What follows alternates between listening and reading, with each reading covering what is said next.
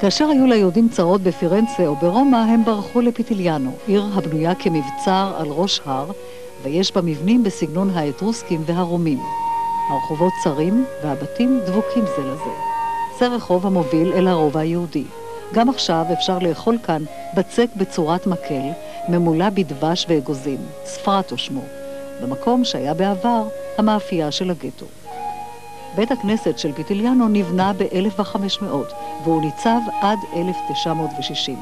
כשהרסו את אחד הקשרים בפיטיליאנו, נסדק בית הכנסת והתמוטט. רק הקיר החיצוני נשאר. השחזור והשיקום החלו ב-94, בתמיכתה של העירייה.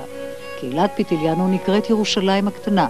בשיאה היו בה 400 יהודים, כיום נותרו רק 3, בני משפחה אחת, משפחת סרבי, והם שומרים על האתרים.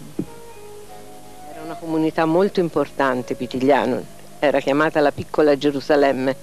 È rimasto il tempio ricostruito e il cimitero, le due cose più importanti. E poi è rimasto un grande ricordo nella popolazione.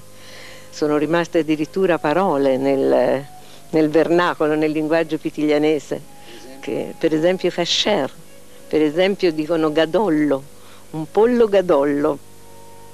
בית הקברות של פיטיליאנו מהמאה ה-16 ידוע במצבות המיוחדות שלו. היהודים חיו באיטליה כבר מהמאה הראשונה לפני הספירה. תמיד שאפו להיות איטלקים לכל דבר. ברוב התקופות גם הצליחו בכך. ויש המספרים שראו בשם איטליה 3 מילים עבריות.